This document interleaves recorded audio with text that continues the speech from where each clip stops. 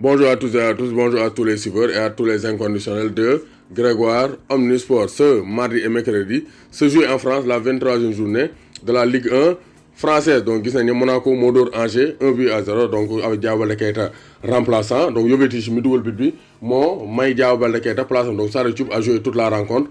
Donc, mais il n'a pas pu éviter la défaite des siens face à Monaco de Diao Baldé Keita. Donc, Lille moo pata ren 1-0 avec Mbaye Niang, Edouard Mendy titulaire. Donc, Gana Gueye ak Paris Saint-Germain ñoo fekki Nantes dóor ko 2-1 avec Gana Gueye titulaire. Donc, loolu match yooyu moo amoon ci mardi bi. Donc, mardi bi ci lañ joué woon cette 23e journée, une partie. Après, mercredi, on a joué ça de Reims-Nice. Donc, Reims-Nice. Donc, Boulaye n'a pas marqué. Moussa Wagué est entré en cours de jeu. Moussa Wagué Dougatna. Donc, deuxième match de Moussa Wagué. Donc, avec l'OGC Nice. Donc, vraiment, Vieira Mouiwanene a confiance sur Moussa Wagué. Donc, 2-0, 1 but partout. Donc, Nîmes, Bou Sirissa, qui n'a pas figuré sur la feuille de match. Donc, de feu, Dor, Dijon, Bou Alfred Gomis, 2-0. Donc, Montpellier, Souleymane Camara. De feu, nul avec Merce, Bou Habib Diallo, Ibrahim Niane, Opanguet. 1 but partout. Donc, Ibrahim Niane, Opanguet. Donc, Ibrahim Niane et Habib Diallo étaient titulaires à la pointe de l'attaque. Opanguet, un peu blessé. Donc, Géoul, il était resté sur le banc. Donc, Habib Diallo a donné une passe décisive à Farid Boulaya, l'Algérien. Mais, Habib Diallo, il a arrêté un penalty. Lolo, moins point noir, match. Mais quand même, il a été décisif. Lyon, avec Amiens, 0 but partout. Moussa Konaté n'a pas joué. Donc, Toulouse. Donc, Strasbourg moo ko fekk door ko 1-0. Abdoulaye Ndour ne figurait pas sur la feuille de match. Donc, Brest ak Bordeaux dañoo 1 but partout avec Youssouf Sabaly titulaire. Marseille moo fekk Saint-Étienne door ko 2-0. Donc, fekk si leen dóor leen loolu ñaaw na avec des buts de Payet et de Radojnić, le Cristiano Ronaldo serbe. Donc, l'Olympique de Marseille, le club de Thianoka, Demba Ndaw Niang, Serigne Sall, Khalifa OMS, Abdoulaye Thioye. Donc, Marseille, vraiment, ils consolident leur deuxième place au classement. Donc, gis nañ ne fële ca Belgique amoon nañ match, donc Coupe de Belgique avec Krépin Diatta. Donc Krépin Diatta s'est imposé avec le club de Bruges 2-1 face à Zulte Waregem 2-1. Donc Krépin Diatta joué le match bien.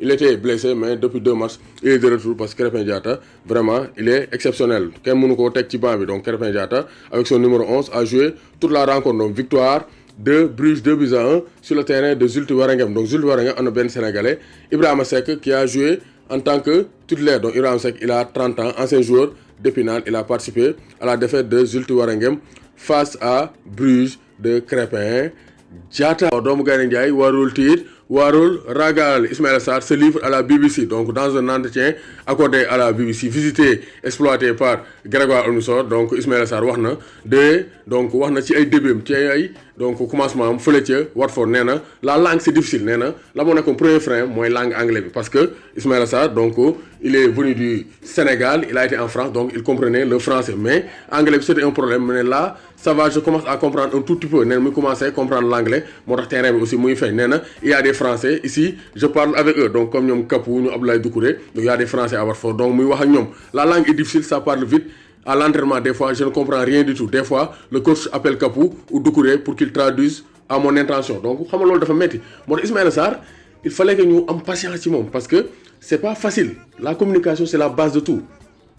Moo tax bu coach bi sax Abdoulaye Doucouré ak Kapou ñoom ñooy doon dem di traduire Ismaïla Sarr te loolu dafa metti. Donc la langue était une barrière pour Ismaïla Sarr, mais quand même il a commencé à traverser cette barrière, à surmonter cette barrière linguistique à Watford. Léegi mu commencé dégg anglais. I'm fine, go, run, come here. Donc maintenant c'est clair, Ismaïla Sarr mu commencé dégg anglais. Donc nee na quand j'étais à Metz et même à Rennes, je regardais tout le temps les vidéos de Sadio Mané. Nee na Rennes ak fële ak Metz moom Sadio Mané mooy idole am, c'est un grand frère. Te Sadio Mané moom ku mu nekk sa idole vraiment di nga dem ci kanam parce que terrain bi da koy toj ci biti da koy toj. Donc Sadio Mané c'est un bon idole. Quand on est donc en sélection, il me donne beaucoup de conseils, c'est un grand frère. Même chose la Amadou Ndiaye wax. Donc Sadio Mané ñëpp lay conseiller parce que xam na ne yoon bi mu jaar bu ci booy jaaree dinañ am ndam. Donc Ismaïla Sarr nee na Sadio Mané idolam la, ay vidéom lay seetaan, il suit ses conseils, mais aussi Angleterre lan moo tax mu am ay difficultés, c'est la barrière linguistique. Donc langue bi moo gënoon amal problème, mais léegi actuellement donc il comprend parce que l'anglais ça parle vite. te wax na dëgg anglais bu ñuy wax anglais day gaaw moo tax maintenant il commence à s'adapter et c'est de bonne guerre. Donc ñu ngi koy ñaan mu ñëwaat mu remettre de sa blessure mu commencé tojaat terrain yi rajaax. Ismaïla Sarr